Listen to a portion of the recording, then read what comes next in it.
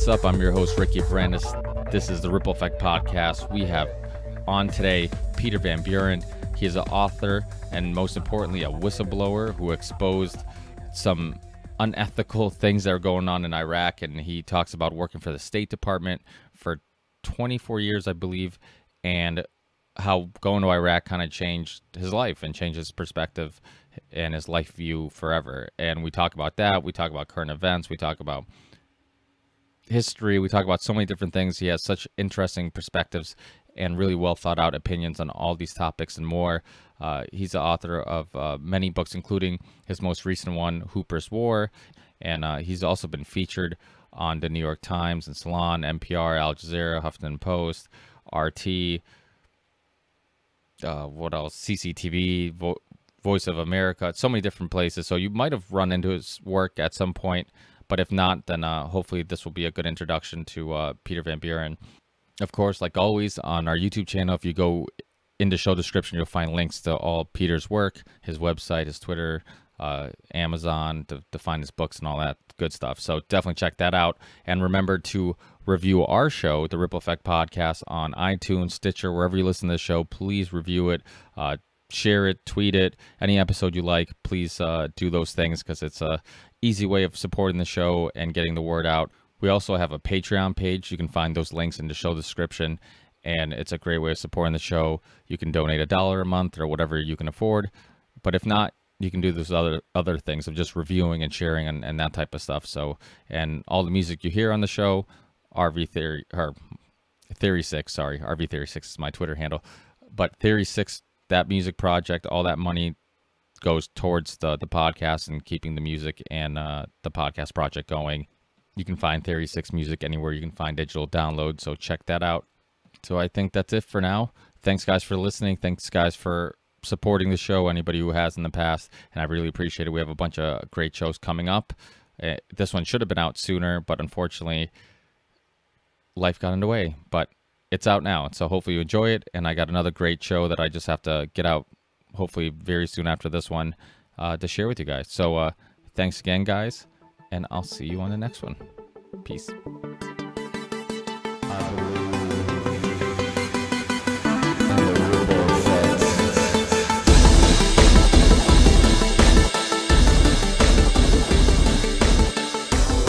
Hi, this is Peter Van Buren. Hey, what's up, Peter? It's Ricky Brandis. Ricky, it's good to talk with you. How are you this evening? Hey, good. Thanks for being with me. I appreciate it. My pleasure.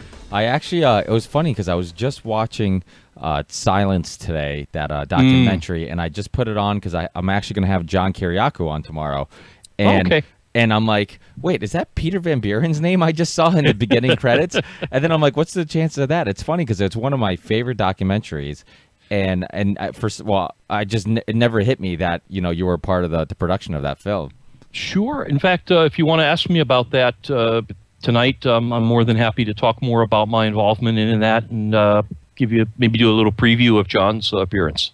Yeah, definitely. Well, I like to keep these conversations casual. So usually that's why I tell my guests, I'm like, once the call starts, the conversation starts, and the show starts. That way, if we do have a conversation prior to the show, I'm not like kicking myself in the butt saying, "Oh, we should have recorded that conversation." So that way I started right from the beginning and kind of keep it the casual feeling going. But yeah, thanks so much for coming on. I mean, I'm a huge fan of people like yourself, like John Kiriakou, Thomas Drake, Edward Snowden, Gary Webb, just historically all these people who, for lack of a better term, have the balls to come out and and then possibly put their careers on the line, put their lives in danger for, for speaking the truth and coming out and doing this and really being honest about what you saw, what you heard, what you knew. And obviously, historically and even more recently, we haven't treated whistleblowers too well, and media has done a great job of kind of confusing people and making them look more like traitors than heroes. And it's unfortunate because people like Snowden and yourself and Thomas Drake and Kiriakou, the average person might not have enough time to really research your stories and find out, were you putting out classified information that could get CIA or FBI or the military in some trouble or put their lives in danger. And that's kind of the narrative that they kind of sell, is this idea that, so for people who aren't familiar with how you went from working for the State Department, like I've heard you say on previous interviews, you had a pretty cozy job, life was good, and then obviously there's a huge turnaround. But what's your background? How did you decide that you wanted to work for the state? How did you decide you wanted to pursue that career in possibly foreign policy and stuff that you were doing? Well, I never really set out to be a government bureaucrat. Unlike a lot of people in the State Department or in the government in general, I never really had a foreign affairs career ahead of me. When I graduated from college, I had a master's degree in education. And one of the things that I was able to get was a scholarship from the Japanese government, kind of their version of a Fulbright grant, to go to Japan for 2 years to work on my master's thesis on Japanese education. And it seemed, kind of in line with the work I was doing academically. But what I was really unprepared for was how fascinating it was to me to live overseas. I had not really had a chance to do much traveling. And I'd never lived abroad. And the opportunity to live overseas, to learn a foreign language, to begin to look at America from this incredible perspective of overseas, which is a mind-opening experience, to realize that, and I say this to make fun of myself, that the world is obviously very different than what we imagine it is living only here in the United States. And that explosion of thinking that occurred to me during those 2 years of research said that maybe being a teacher wasn't what I was cut out for, and maybe being a professor someplace at a university wasn't what I was cut out for. Maybe I wanted to find a way to live overseas. And so that started me down the path. I started looking at different opportunities. I looked at the military. I looked at some other things. But at that time, it seems like so long ago, but the United States actually considered Japan something of a strategic economic enemy. This was the era when books were coming out claiming Japan was #1. I don't know if your listeners ever read a guy named Tom Clancy. He writes these military thrillers. He had actually written a book wondering what would happen if the United States and Japan went to war again. And the State Department actually considered Japanese a strategic language, alongside Russian and Korean and things like that. And so I was able to get a job at the State Department. Needless to say, today Arabic has displaced Japanese on those lists of strategic languages. But I was able to get a job with the State Department, and that really set in motion a 24-year career of amazing mediocrity that took a funny twist at the end. Yeah, I was born in Western Europe. My listeners are probably sick of me saying this, but I was born in Portugal, and we would go back every other year when I was a kid. And the one thing that I think you do learn from traveling is, even though we have a lot of things that make our cultures and make us all different, there's a lot more things that we have in common that that are similar. We all love to, the majority of us love to get family together and eat and drink, and or if you're in the Middle East, doing hookah and smoking or whatever. And we have all these things in common, and I think that it's really an important thing to do, to travel and meet people from other cultures, because it does seem, and I've used this reference before, how it seems like America's like a less extreme North Korea, where you live in a country, you get what I mean, like in regards to how if you live in this country, you're probably some of the least informed people in the world in regards to geopolitics and what's going on in the world and history. And it seems like they do such a good job of controlling the narrative on CNN and MSNBC and what the New York Times is writing and all this stuff. And who knows, this might go all the way back to Operation Mockingbird and really the CIA understanding the power of manufacturing consent and getting people to really favor whatever they want them to. And you saw it with 9/11 and how so many people were confused with Saddam being involved on September 11th, and then really going to a country, and maybe it's it's kind of capitalizing on people's lack of long-term memory. But it seems like we constantly go in these wars and then we forget about it and we move on with our lives because we're so busy and we have our own priorities and responsibilities that we're trying to take care of. And then it's like, oh, now we have Syria or Libya or whatever, and we make the same mistake over and over again.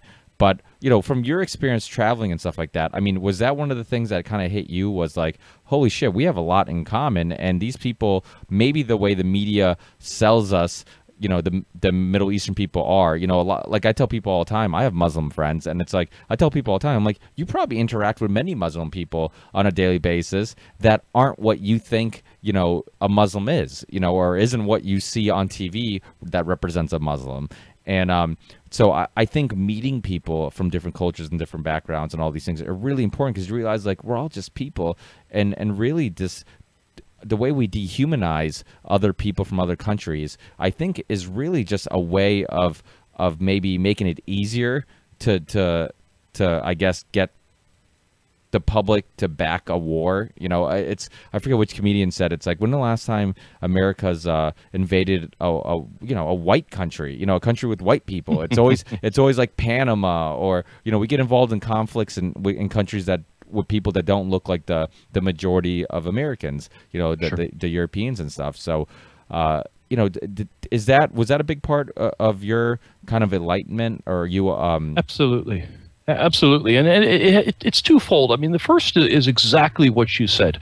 You know, the world is full of people who love their children, who want to see the best for themselves and their families, who want to make a few dollars, feed themselves, have a nice place to live, maybe have a few nice things, who believe in their culture and their religion, and who love the place that they live. That's something that's shared by everyone, and those commonalities are very powerful. And when you can reach people through those commonalities, you're a very effective diplomat. The other thing that goes along with that, I think, is where Americans sometimes, and the American government certainly, sometimes kind of misses it. And that is that all countries and all peoples, let's say that, because sometimes people's opinions of themselves don't quite fall in national borders. People act in their self-interest. And that doesn't always make it so that their country X self-interest and the United States' self-interest are exactly the same. In fact, it's kind of surprising when it is. But what you do as a diplomat is you try to find those intersection points of self-interest. And it's very, very rare that you're working with a group of people or a nation state that doesn't have some overlap with the interests of the United States, even though in many cases there are great differences. I think in America as a government, and perhaps some of our people who haven't had a chance to explore the world as much, you know, I think there's this tendency to see it as a black and white, a zero-sum game. You know, you're either with us or against us, to use the words of one of our ex-presidents. And the idea that there are, for example, in the case of, let's just pick Russia, interests that the United States and Russia share, for example, in fighting terrorism in certain places, denuclearizing certain places, that we can share those interests, we can work together on those topics, even though we disagree on other geopolitical issues. If you wanted it 100%, you're really down to maybe Canada and England. And even that, I think there's enough differences that you could argue it's probably not close to 100%. So I think a broader understanding that everybody isn't going to be like us in a geopolitical sense, but that everyone shares certain common interests as human beings, and that as nations we share overlapping interests. I think that is a more enlightened way to approach foreign policy than this idea that the world is made up of allies and enemies, and basically everybody falls into one slot or the other. Yeah, no, I completely agree. But it's weird because it's like, you know, you look at it historically, you have the Ottoman Empire, and you have all these empires in history, and it seems like there always has to be a dominating empire. And that empire, to stay an empire, always always does things that, or whatever it takes to kind of stay at top of the ladder. I mean, and you really, I always say how I was talking to somebody today about how, you know, they like House of Cards, and I just got it. I just had a friend of mine get me into, my brother-in-law got me into Game of Thrones, and I'm like, it's the same series. I'm like, it's the exact same show. The only difference is one takes place now and one takes place a long time ago. But I'm like, it's really the same story with different outfits and different technology and different, you know, surroundings. But it's the same idea of like, you have those in power who are trying to stay in power, and you have backdoor deals, and you have people stabbing each other in the back, and you have people bending the rules in their favor, and this and that. It's like really the same story told over and over again. And it seems like when you look at history, when you look at like the Roman Empire, like this stuff has always happened. And I think sometimes it's hard to acknowledge or realize that similar history is happening now because we're a part of it. You know, sometimes you don't realize history is happening until you're looking back at it and you're reflecting. But, you know, do you kind of see like similar situation happening where we're going around and like your experience in Iraq, which, you know, I'd love for you to expand on too. Sure. And do you feel like that's really the interest? That's the U.S.'s interest in having, you know, this unjustified war in Iraq, unjustified war in Afghanistan, constantly getting in conflicts with, you know, in Syria and Libya and all this stuff is just an empire, just like, you know, previous empires just trying to stay in power? You know, I vacillate between believing that it's all part of a kind of thought out plan, like you're talking about, you know, like Game of Thrones, where they plot it all out and they're always scheming, and just worrying that it's even less organized than that. But, you know, as someone who studies history, and it's obvious that you do too, you know, it drives me absolutely insane sometimes to when I was with the State Department to actually participate in these events, and then now, since I've left the State Department, to spend time just trying to track them through the news, because history, you know, the joke about history repeating itself is absolutely no joke. So let's go back and talk about Iraq and talk about empire. Now, you've got Saddam Hussein. Well, you go back to if you really wanted to walk it back, you had the Middle East as more or less a single entity ruled by the Ottoman Turks. And I mean, obviously, for your listeners who know this stuff, I mean, we're going to be chewing through a couple of thousand years of history in 5 minutes. And so please forgive us for skipping over your favorite tyrant or coup. But you know, the idea is that you had a fairly coherent place that, following World War I, the French, the British, and to a certain lesser extent the Americans chopped up into all of these nation states based on our geopolitical needs, which is how you got Syria created, how you got Iraq created, how you got Lebanon and things like that. You're talking about the Sykes-Picot Agreement? The Sykes-Picot Agreement. And a lot of the informal ways that things were divided up, and the way that the French and British wanted colonies. And so the British said, well, we want this area.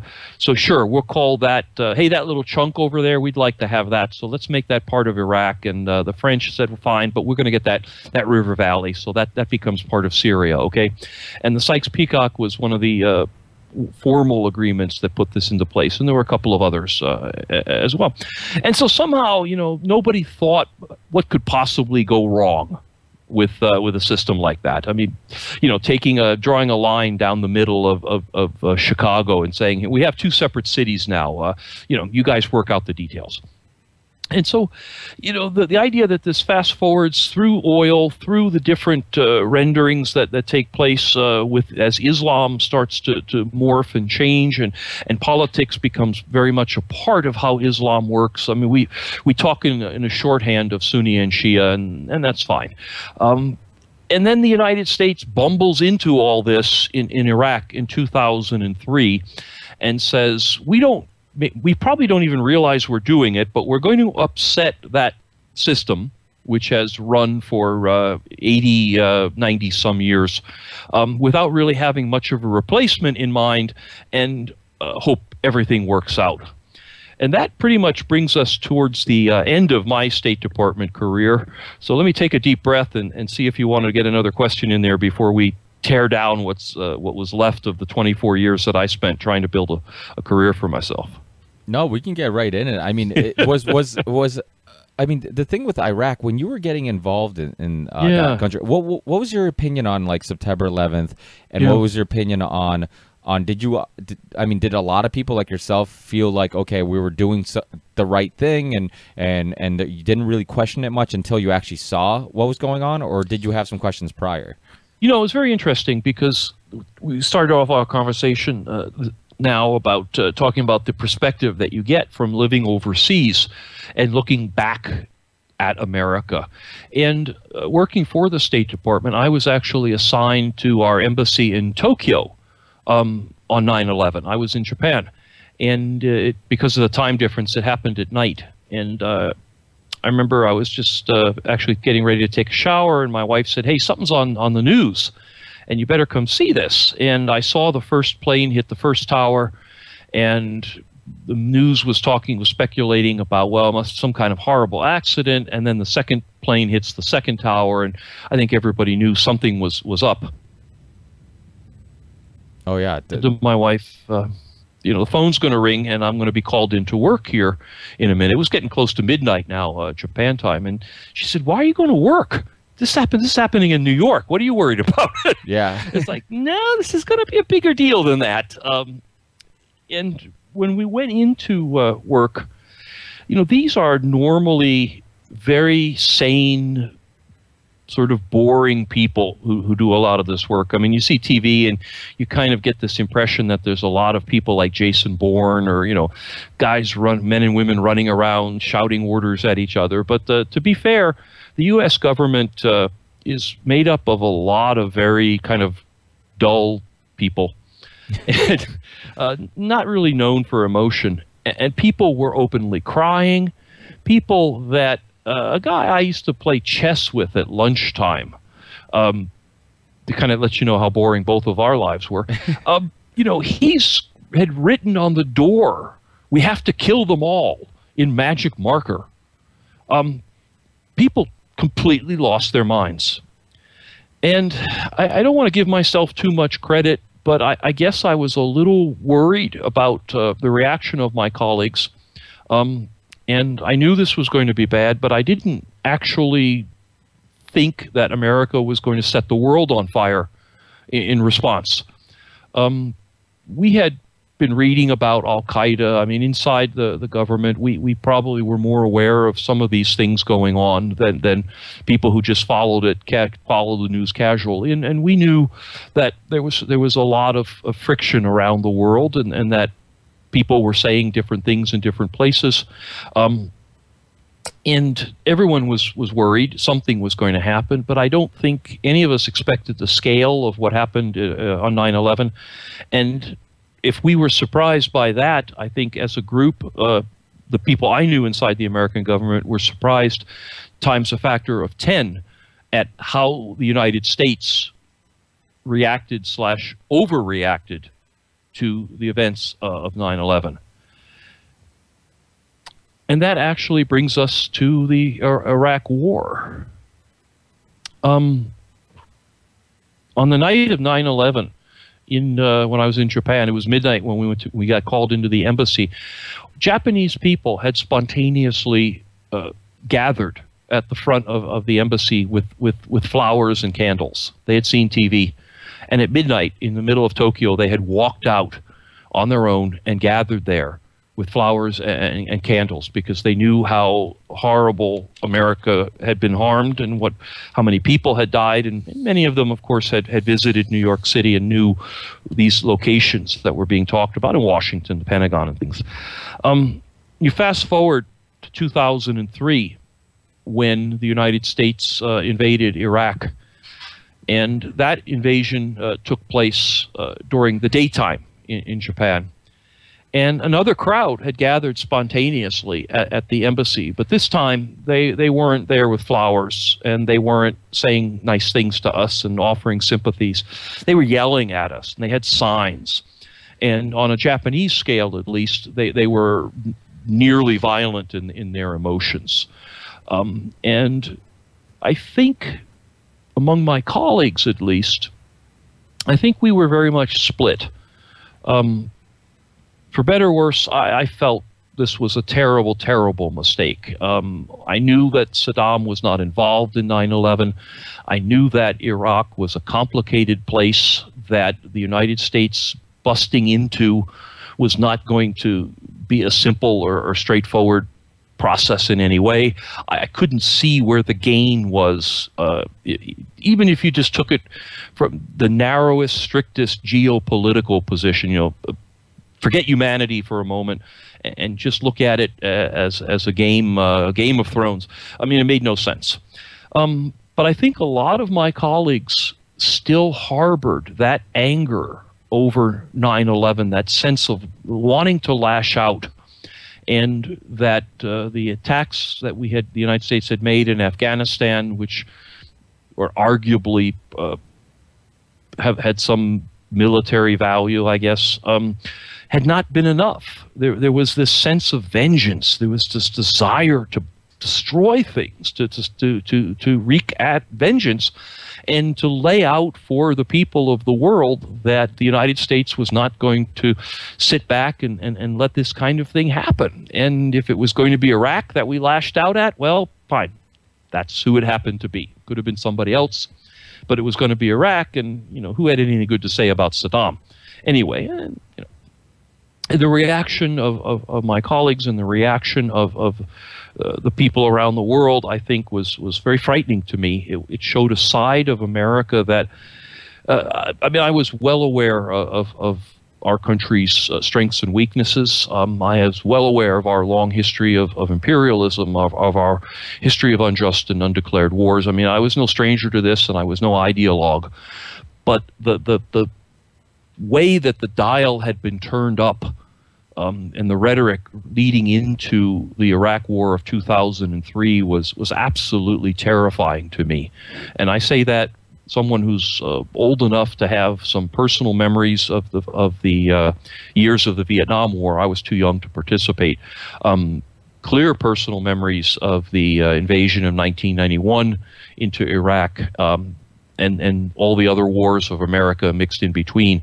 I was stunned by what people were saying about the viciousness that was being handed around. And I didn't want a part of it. The State Department wanted to participate in that Iraq War 2003 because it was the thing to do. It was history being made. It was what occupied the White House.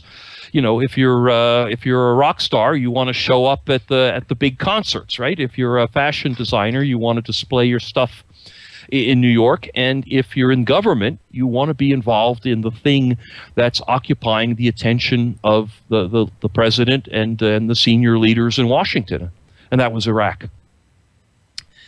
And so from the very beginnings, the State Department was asking for volunteers to go to Iraq and participate in the so-called governing and reconstruction.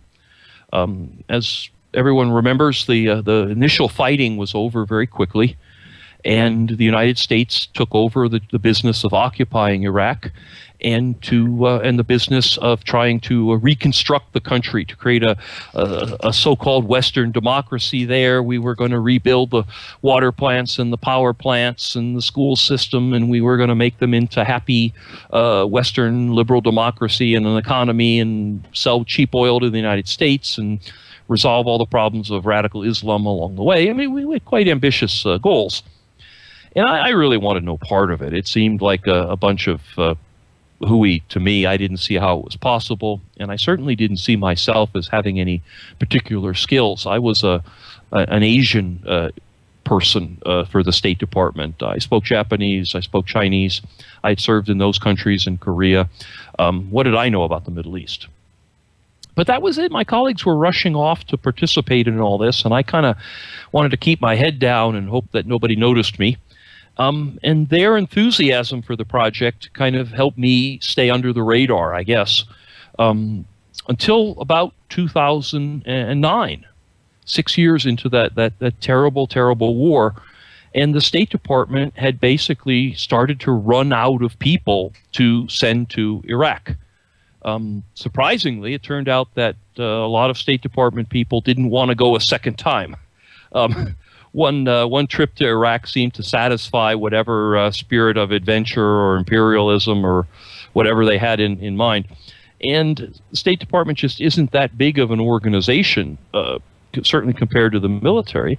And so around 2009, the then Secretary of State, Condoleezza Rice, suggested to all of us that it was time to be voluntold to go to Iraq.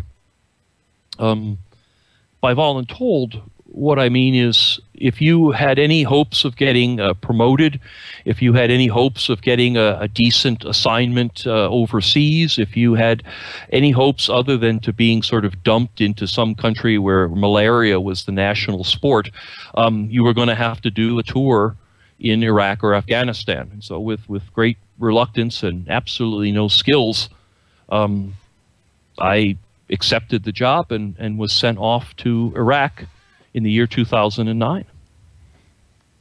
So 2009, you go to Iraq, and it sounds like you didn't, like you said, you didn't really have faith in the mission.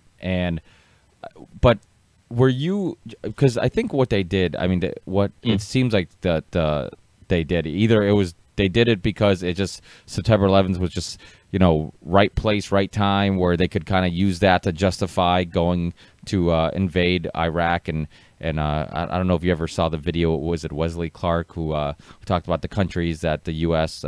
Apparently already wanted to invade prior? And, you know, everybody knows about PNAC and Project for a New American Century. Sure. And so do you think, were you also, because it seems like they'd capitalize on people's emotions, and I think when you look at when things like that happen, when like the 7/7 happened in England, when all these, you know, terrorist attacks happen, the bombings in Spain, like the political, for example, Bush, his approval rating wasn't very good prior, and then after September 11th, his approval rating went flying high, and people were emotional, people were patriotic, nationalism was at its highest. And then I think it's really easy, just like you're saying, your people you worked with, their emotions, just they had all this build-up anger and frustration, and they just need to take it out on somebody. You know, it's almost like if you're having a really bad day at work, you go home, then your wife says something to you, then you snap on her. It's like you didn't, you know, it just like you just don't know where to focus that anger, but you know it's going to come out, and it happened to. They did a great job of kind of relating. I forget which documentary I watched where they showed how they didn't ever say Saddam was linked to September 11th, but what they would say is they constantly put Saddam and September 11th in the same sentence or in the same conversation. So, and then people just kept hearing the two together all the time, and eventually it just became true, and you just start linking the two. And then you had the anthrax attacks, which scared the shit out of people, and you had, you know, that, I mean, that's a whole story within itself. I've had Robbie Martin on, who did the documentary American Anthrax, and he did a good job just documenting what happened with that, and just, you know, all the inconsistencies with, you know, this couldn't have been a Middle Eastern threat and whatnot. But I think it was just more of just scaring the public and feeling like we have to do something, even if it might not be the right thing. It's like people just felt like we had to. I don't know if it's true or not, but it seems like people are like, we have to invade somebody. Somebody has to be responsible for this. We have, you know, and you know, and like you said, when you talked about history, it's really interesting, because what people don't know, or what some people don't know, is the fact that we, you know, with in Afghanistan, when the Soviets were there, we funneled weapons and money to Al Qaeda and Bin Laden through Pakistan and through the ISI, and you know, and we actually promoted the idea of it being a holy war, because we told them how the communist Soviets, you know, they didn't, they're anti-religion or whatnot, and kind of pushed the idea of like, hey, these guys are anti-Islam and all this stuff, to try to help motivate them. So when you look at history, it's amazing. And you talked about the Ottoman Empire. It's really interesting how many different types of people, for better or worse, kind of got along for many years, all under one rule. Yeah, it wasn't great, but a lot of people in Iraq said the same thing. I have friends that are from Iraq, and they say the same thing. I've met people who lived there and left right after the Iraq War, And they said the same thing, where it's like Saddam's wasn't a good person, but when you had that many different types of people in one country, you almost needed somebody to rule with the iron fist. Yeah. And you couldn't just go there, take out somebody who ruled the iron fist and kept everybody in line, and then just expect to fix it, or for it to fix itself. An example that I've heard, it's similar to like in Chicago, where it's like if you take down the drug kingpin, then there's going to be just this power vacuum of all these other people. They're like, no, I'm next in command. No, this is my my corner now. And it's just like, so there's all this fighting about who's going to be in power, and we never seem to have like a plan for after we take down whoever's in power. You look at what happened in Libya; it's a freaking mess, and we're all for helping taking down Gaddafi, but now it's a mess, and it's like, well, is it better? No, it's not better. So, and has it ever been better historically? I mean, I don't really know of any example that a country that we've taken down some dictator or whatever and really improved the country. And yeah, I mean, you have to literally, as to my knowledge, you have to literally go back to World War II, where in the case of Germany, we got rid of the dictator, Adolf Hitler, and we worked very hard through a process we call the Marshall Plan to actually create a better country. In Japan, at the end of World War II, we created a better country, but we actually left the government more or less in place. We need to keep in mind, whenever we pat ourselves on the back for that reconstruction, that we left the same emperor in charge, and in fact the current emperor of Japan, who is currently largely a figurehead, of course, but he's the son of the guy that was in charge of Japan during World War II. I mean, imagine baby Hitler running Germany.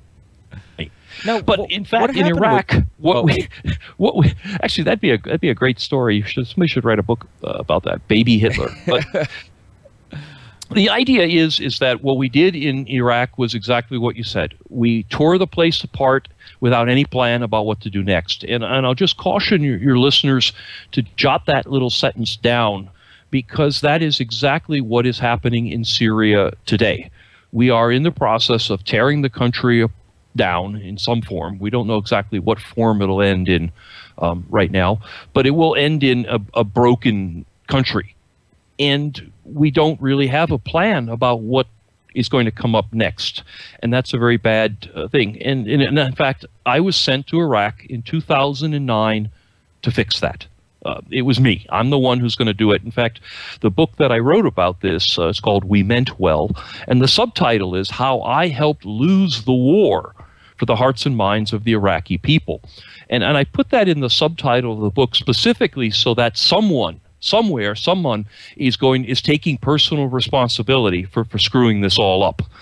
George Bush isn't going to do that. Barack Obama isn't going to do that. None of the generals.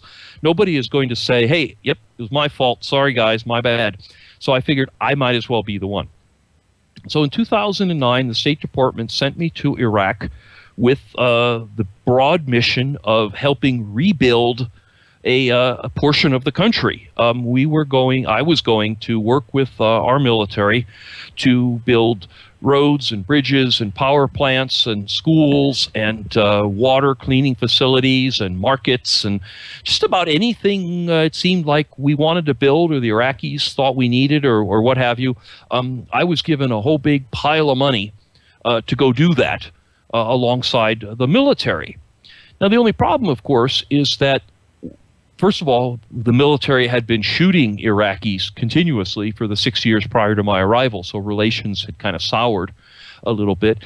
And second, when the Iraqis were not shooting at us, the Americans, the Sunnis and Shias in my area were happily shooting at one another. There was essentially a full-scale civil war going on that we, the Americans, stepped right into the middle of. And that goes back to what you said just a moment ago about Chicago. You know, when you get rid of one gang kingpin, it's not like the other gangs just give up and go home. They will then struggle for control. And that's what was going on in Iraq. It was a giant gang war, blending to a civil war based on religious beliefs, among other things. And the United States had stepped right into the middle of it, including me.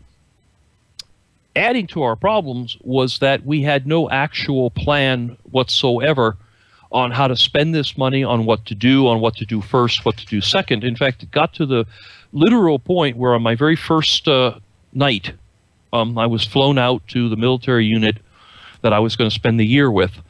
And it was very exciting. I mean, I'd never flown in helicopters, especially at night before. This is kind of cool. And they fly me out to this forward operating base in the middle of nowhere. It's all dark. We're wearing night vision goggles and everything. I mean, it's like a movie. We land and I'm rushed to the colonel's office, and I had practiced. I said, I walked in, I said, "Colonel, I'm here to help carry out your plan for the reconstruction of Iraq, sir." I thought that sounded like what you'd say in a movie. And he smiles. He'd been there a little longer, and he laughed, and he said, "I was kind of hoping you knew what we were going to be doing." And as they say, it went downhill from there. We accomplished nothing in the course of a year. We spent a lot of money. We saw 2 soldiers commit suicide over what they had seen and done in Iraq. We saw a lot of car bombs. We saw a lot of violence around us. We got shot at a number of times. But we accomplished nothing towards making Iraq a better place. We accomplished nothing towards our goals. About halfway through, I tried to talk with my boss, my immediate boss. I tried to talk with anyone senior at the American Embassy who would speak with me. I never was able to speak with the ambassador. I got to talk to his deputy. And I tried to explain to them, I think, we're wasting all this money. We're not accomplishing anything. And they sort of treated me like a very stupid child, who you have to sit down and kind of explain things slowly in simple words. And they said, it isn't really our job to accomplish anything. It's our job to keep doing things until this is over in some fashion. And, we don't really know how it's going to end or when we're going to leave. But until then, spend money, try to make stuff. Don't worry too much about it.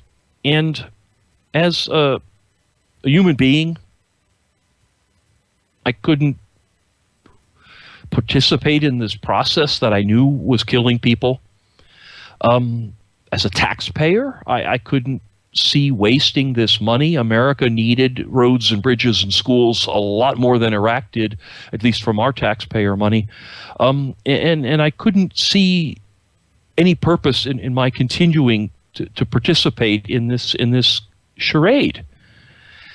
And I tried to find someone to listen to me, and no one in Iraq and no one in the State Department. And eventually I came home to Washington. No one in Washington. No one in Congress would even meet with me. The only person in the entire Congress, the entire Senate, House of Representatives, 535 men and women, the only person who would meet with me was Congressman Ron Paul, who was very interested in what was going on and spent a lot of time learning what I was able to share. But everyone else was uninterested. You gotta love Ron Paul, man. That guy has been anti-war his whole career, and very few politicians have been as consistent with his views and opinions. And I mean, it's a shame that he didn't really get a fair chance to run for president ever. But I agree with you. I don't consider myself anything. I'm not a Republican, a Democrat, a Libertarian, a Catholic, a left-handed person. I'm none of those things. I try to support issues on an individual basis. But I do find myself agreeing with Dr. Paul's positions, I think, as much as I agree with any particular individual and any particular theme or party, if you will. But no one wanted to hear what I had to say. Some people were polite and thought I had just gone crazy from the heat in the desert. Other people were less polite and thought that I was making all this up. Because keep in mind that at this time, in 2010, when I came back from Iraq, 2 administrations, the George Bush administration and the Barack Obama administration, had been consistently telling the American people, the Congress, and the media that Iraq was a success, that we had defeated the bad guys, whoever they might be, and that we had created a stable democracy in Iraq, and that the sacrifice of all of the men and women on the American side and the unknown number of men and women and children on the Iraqi side, all those lives lost, all those trillions of dollars spent, well, it was worth it in the end because we had done what we set out to do. And if you look at the messaging between the Bush administration and the Obama administration, which otherwise probably arguably don't have a lot in common, the messaging on Iraq was remarkably consistent. We won. We did what we set out to do. And so this individual foreign service officer, me, wandering around Washington trying to find someone to agree that maybe Iraq was going to be was a disaster unfolding, I didn't get a lot of traction, I should say. And the media was very much the same way. They had no interest in this as a story. It contradicted what they'd basically been selling the American people for 7 years. And again, who am I? So I decided to tell my own story. And I wrote a book called We Meant Well: How I Lost the War for the Hearts and Minds of the Iraqi People. It's available on Amazon now, and it's pretty good. I've read it. And it basically outlined what happened during that year in Iraq that I was there, what I witnessed personally, as well as weaving in some big picture stuff based on media reports and things like that. But the majority of the book, a good 80% of it, are my personal observations, the things I saw, the things I did, the people I spoke with, the answers I got to the questions I asked from Iraqis, from American military, from other American State Department and politicians, things like that. And so it's very difficult to say it's not true because I saw it all. And when the book first came out and I was doing interviews like this about the book in 2011 when the book was published, one of the themes that your counterparts worked on was, why should we believe you? Everyone else is saying Iraq is a happy place. We're all going to be going to spring break there next year. And I'm so glad and I'm so sad that over the years that have gone by, that the media has come to understand that we failed in Iraq. We didn't create a stable democracy. We didn't create a safe country. We didn't do anything particularly good for the Iraqi people. And so now when I do interviews, whether I'm doing them with someone from the far left of center or the far right of center or anywhere in between, we start with the sad premise that the United States made a terrible, terrible mistake invading Iraq in 2003, continuing that war as long as we did, and in arguable sense, reinserting ourselves, as Barack Obama did in 2014, reinserting ourselves into that unfinished war where even today, as you and I are speaking today, thousands of American troops are in combat on the ground fighting against an enemy that we kind of take a big lump and call them ISIS. But in fact, they're actually a number of different Sunni allied groups who are at civil war with the Shia Iranian aligned Iraqi government. And once again, the United States is kind of putting ourselves, our men and women, in the middle of it. Oh, absolutely. I mean, and it's so sad because, you know, it took people a long time for them to finally, it took some people a long time to finally admit that, like, holy shit, maybe we fucked up. Maybe Iraq was a giant mess. I've had Colonel Lawrence Wilkerson on my show, and he, you know, Chief of Staff for Colin Powell, and he's very outspoken now. And I wonder if September 11th, Iraq, I feel like it was, those events were such huge parts in people like yourself, myself, and Colonel Lawrence Wilkerson, so many, Jesse Ventura. I mean, so many people I've talked to have talked about how those events really opened their eyes to basically what was going on, and that they were sold a bunch of propaganda. They were sold a bunch of nonsense. There's a great documentary called Iraq for Sale. Have you ever seen it? No, I have not. It's very good. It came out, soon. I forget what year it came out. It's a little older. It was soon after the Iraq War, and it kind of documents, how much money KBR was getting, Halliburton, all these private contractors, and how they had interviews with people in the military. They were talking about how they would hire private contractors to be electricians and to do things that the military had their own people who historically have always done, and instead of getting on-field experience, in-field experience, they're paying other people to do it. I remember there's one, it's been a long time since I watched this documentary, but I remember this one case which was really interesting, and was that apparently they had to send all their laundry to I don't know if it was KBR or which private contractor was cleaning their laundry, but they were getting charged some ridiculous amount of money for each bag of laundry, and it was against the rules to wash your own laundry. They had to give it to this private contractor. And it was just like all these ridiculous things where just there's all this money just flowing and flowing.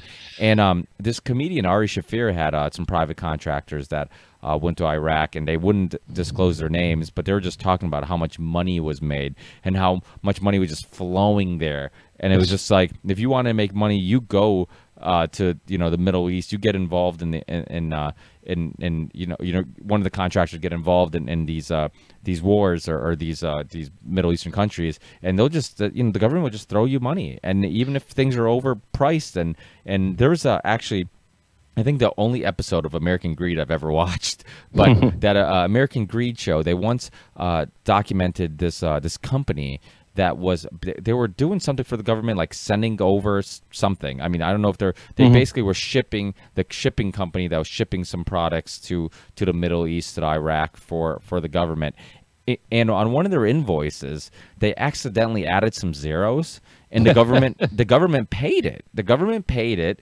So then these I think there were two sisters, and they kept just adding zeros to these invoices. So they were, for something small, that was really small, they were charging them like ridiculous amounts of money, and they never picked up on it. So they kept doing it over and over again, and they became like multimillionaires, and they ended up having like nice cars and going on crazy vacations. And then somebody picked up on one invoice and said, this doesn't seem right. Send it back and said, hey, I think you messed up on this invoice. And by then they were so greedy that that instead of just stopping there, they continued doing it afterwards, and eventually there's an investigation. They got caught. But the most telling part of that episode of that show was like how quickly the government was to just send money and pay for things and not really have any oversight on, like, are we getting overcharged? Is this the best price? I mean, this is taxpayers' money. One thing you said that I've said multiple times is that, yeah, maybe Iraq and other countries do need roads and schools and all that stuff.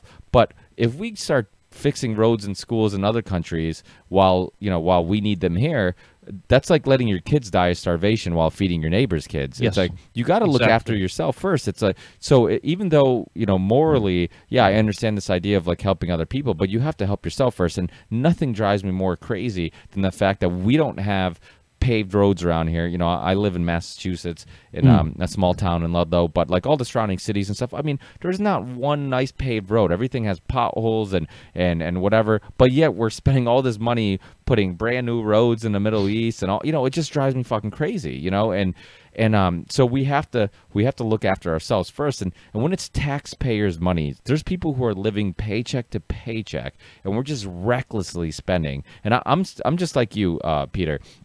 I do not believe in any political ideology. I think if you box yourself in by saying I'm on this team, I think you're originally from New York. I'm from Massachusetts. That's like getting a Giants fan and a Patriots fan together and then trying to get them to agree that Brady's better or Manning's better. Like, you could pick your team, and we already know your opinions. Your opinions are the Patriots are always better than the Giants, or your opinion is the Giants are always better than the Patriots. My point is, like, once you pick a team and the tribal primitive ancestry comes out, our DNA that just makes us these tribal people, then it's very hard to be open-minded and look at which idea is the best idea. We just root for our team. You see it when you have the DNC and the RNC and all, everybody everything that a politician says, people clap like it's profound, and they're saying this amazing thing, and it's this group thinking. You know, it's like you're in this group, and it's easier to just get caught up in the energy. It's easier to just go along with the flow of that group than do your own thinking, and that's why, you know, much like yourself, I'm very anti politics in regards to like picking a team and having a ideology, because once you pick that team, then you really aren't picking ideas, you're just rooting for a team. And so I think that's very dangerous thinking. But the other thing about Iraq is the National Guard. I mean, they sent over National Guard, which was ridiculous, because those people who signed up for that were not trained and prepared to go overseas. And so there was just so much that went wrong with that. So after your experience, I mean, I'm sure you saw a lot of the private contractors making tons of money. But after it was all said and done, what do you think were the actual intentions from your perspective on why we did go to Iraq? I think, you know, that's a hard question to answer, because one day, you know, we may or may not really know. But I've talked to a lot of people at different levels in government. And I want to stress, in fairness, that, you know, I've not had a chance to sit down with Don Rumsfeld and George Bush, you know, and do shots and talk about this. So, you know, I'm not trying to brag that I know something that somebody else doesn't know. But I have talked to a lot of people at a lot of different levels in government, inside the State Department, inside other parts of the government, in the military. And the general sense seems to be that in 2003, when we invaded, well, in 2001, we were very surprised about how easily we felt we defeated the Taliban in Afghanistan. Now, of course, it turns out that wasn't actually what happened, but certainly in 2001 and 2002, the belief was that we had defeated the Taliban. We had done it with a handful of special forces people and CIA, and that these third world countries were going to fold very easily once the United States pushed, and that we had the military might to push as hard as we needed to push, but they were going to collapse, and we were going to be able to take advantage of the American people's desire for vengeance, and the fact that the world was seeing the United States sympathetically in 2001, you know, having been attacked, to take advantage, and that there may be a chance for what some people might use the term Mideast quick fix, that the United States was going to sweep through Iraq, and that Iraq would fall very quickly, that the Iraqi people would somehow spontaneously reorganize themselves. And that was kind of, as we know, the big flaw in the plan. There was no plan. And that was going to set in motion a chain of events that would see the United States either invade Syria and Lebanon, or see those countries collapse on their own, kind of a militarized version of what fizzled out as the Arab Spring. And along the way, Iran would basically be terrorized into becoming a state that would coexist with the United States in some form. That we weren't going to invade Iran; it was too big and too messy. But basically, with the United States occupying Afghanistan on the east and Iraq on the west, and having seen Syria and Lebanon tumble, and eventually Libya, that Iran was going to be basically defanged, and within the span of a year, the Middle East was going to be a completely different place. That, I think, if you could probably get the waterboard out with George Bush, I think that's what he would tell you was the plan. That all fell apart, obviously, very, very quickly, and after that, I think it was simply a series of dumbass stumbling from year to year to year in hopes that something good would come out of this, or that an escape would make itself available and we would be able to jump through that and get the heck out. But I think in 2003, the plans were very grandiose, very big, very imperial. And and very, very poorly conceived. Yeah, I mean, it's so sad because so many politicians now and so many people that are for that war kind of just look at it, put their hands up in the air and say, oops, we fucked up. Yep. And they move on with their lives. But like, for example, my wife has a cousin that has PTSD, and he's on he's on disability because of the PTSD. But because he's so obviously messed up, he tries to get a job, even though he can live off his disability, but he needs to get a job just to keep him busy, to keep his mind occupied. And every once in a while, he'll just disappear, and he'll end up going on a drinking binge or whatnot. And this kid forever will have the battle these demons inside, and he'll never be the same again. And because of it, it was all because of a war that was unjust, had no relation to September 11th, which is, what they've kind of used the emotions of that event to get us into the Middle East. And then they also, obviously, the weapons of mass destruction nonsense. Sure. Just, do you know anything about the Dr. David Kelly, the weapons expert? Sure. Yeah. Sure, I'm familiar.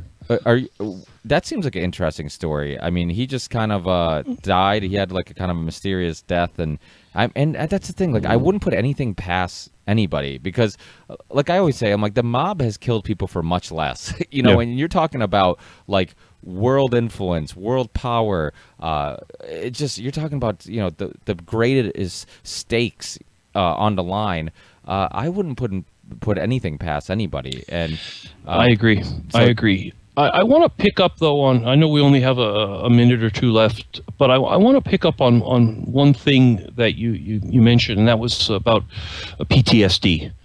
Because this is a topic of great concern to me, and it actually is the underlying theme of my newest book, which is out now. It's called Hooper's War.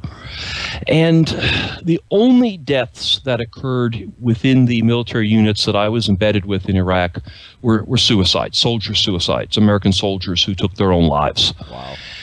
And that is stunning.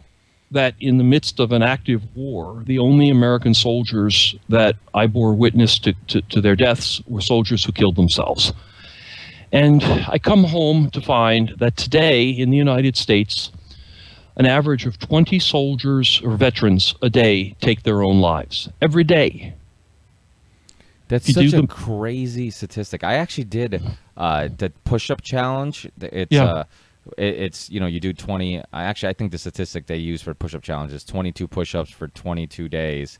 Yeah. And every day you upload it on social media and you remind people of that statistic. And I did it because, similar like yourself, I'm super passionate about the fact that I don't think people realize how common it is.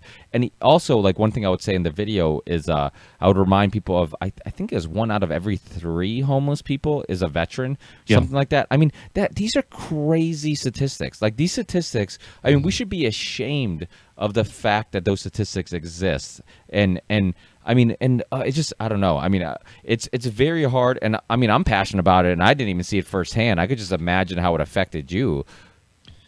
Well, it affected me to my very core, and it's been the subject. The book I wrote about Iraq, We Meant Well, is about politics. It's about human beings in those situations. It's about decisions that were made. But I was haunted ever since about the individuals and the people that I served alongside, the people that I saw, and then what happened to them. And when I see those numbers, I went back into it. And the book that I've just put out, Hooper's War, is all about both PTSD and a broader sense of that kind of damage called moral injury. The idea that something that you did in war, such as kill someone in error, something that you didn't do, such as fail to report a war crime, has stayed with you to the point where it damages you emotionally, damages you morally, at your core, your soul, your heart, that level of it. And how do you deal with that? How do you come home from that? How do you find redemption? How do you find your peace?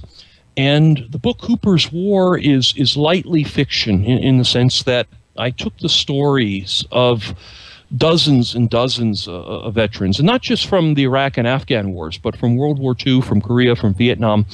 And I combined them into a single fictional character whose name is Hooper, of course, and talk about what happened to him and how he came to be morally injured and how he came to try to struggle and find his way back. And the fiction is there both to help, of course, protect the identities of the men and women that I spoke with, but also to show the universality of this. It's not something that just started in these recent wars, and it's not something that even started maybe back in Vietnam. It's something that reaches back really to as long as we've had war itself. You can go back and read the ancient Greeks and find evidence that men and women came back from conflict damaged at their souls, at their core.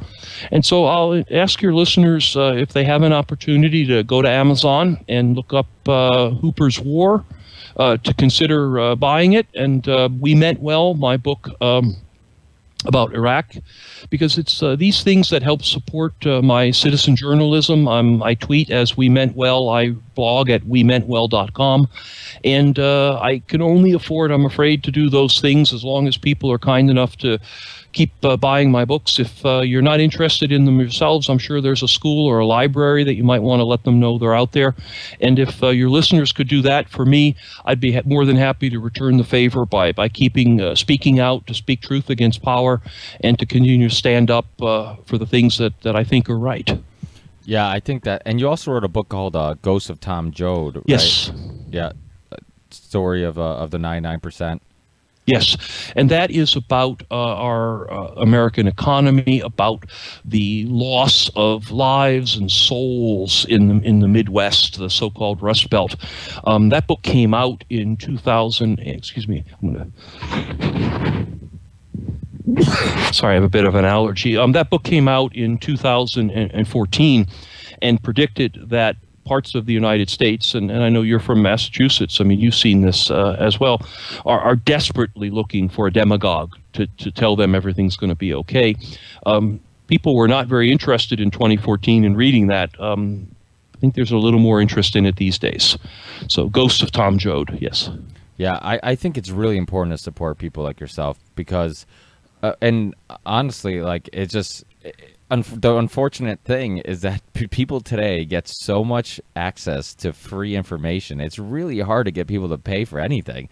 You know, you hear one common theme with authors like yourself, podcasters, like you might have a huge following of people who love your work, but a lot of people don't want to pay for it, you know. But I can't stress it enough. Like like you said, it's really important to understand that if you can afford it, if you can, you know, scrape together, and obviously money's tight for a lot of people these days, but Sure. if you can't afford it, like, and you want to continue getting this great information, great books, great interviews, blogs, all this stuff from people that you love, you know, unfortunately we have to financially help them in some a little bit to keep it going. So and the great thing is that if, you know, people can't afford to buy the books, and I understand that, go to your library and tell them that you'd like the library to buy a copy. Go to the school library where you go to school. Go to your public library and say, "Hey, I heard this book is pretty good. Can you go? Can you get a copy?" And most libraries are very, very open to people coming in and suggesting things like that, particularly books that are not mainstream. I mean, as your listeners can imagine, a book that talks about moral injury from an anti-war position was not something a major publisher jumped up and grabbed. A book about the Rust Belt and how people were suffering as our economy changed was not picked up by a major publisher. A book saying that both the Obama and Bush administrations were lying to you about Iraq was not mainstream. And so we who are trying to bring these alternate views to people don't have access to the publicity. We don't have access to the mass media. We depend on individuals. And so, yeah, if you can't afford the book, drop by your public library and ask them to pick up a copy, and you've done a good thing. yeah, no, absolutely. We have to. I mean, I get thousands of downloads, and every week, and I tell my listeners all the time, like, where the fuck are you guys? Because nobody reviews my show. It's like people are so used to just getting access to stuff, but then they don't go, that one extra step of maybe reviewing your book, because I'm sure a lot of people have bought your book. I'm sure it's similar, probably a problem that not many of them have reviewed your book, so it's, that's one thing I hear a lot from documentary filmmakers and authors, is that people will purchase the product, so they'll support them that way. But even that little thing of just reviewing it, helping more people run into it, and seeing those reviews will help just get the word out and get that information out. So the nice thing is that we do have things like the internet and podcasts where I have the complete freedom to have on whoever I like, and nobody tells me what to do. And I have a full-time job, so that's what I always tell people. I'm like, listen, I have a full-time job, so this podcast thing is a hobby of mine, which is nice because I don't rely on it for money. So I have no sponsors, and I don't plan on having any sponsors anytime soon. And that way I have full just green light and open door to kind of go down any road I'd like and have anybody on. So that is the nice thing. And as long as the government doesn't end up clamping down on the internet, people like this show and can constantly share interesting guests like yourself and your interesting work. So I'll definitely have to have you on again in the near future, because I think there's I've heard you in many interviews and throughout the years, and you definitely stay up to date with current events and what's going on. And I think people like you are needed, because I think a lot of people are just too busy to kind of keep up with what's going on, and then they put on the TV a couple seconds before they go to bed, and whatever the news tells them is the narrative that they go to bed believing. So I think people like yourself that are very smart, very up to date with what's going on, if I can share some of your knowledge on foreign policy and current events, then I think it'll be a real help to my listeners to kind of know what's really going on and really cut through the nonsense that we're being sold on regular basis on TV. Great. I'd be happy to come back anytime, Ricky. Thanks. Thanks, Peter. Really appreciate it, and enjoy the rest of your weekend. You too. My thanks to your listeners as well. Bye-bye. Absolutely. Take care, Peter. Bye-bye. Bye.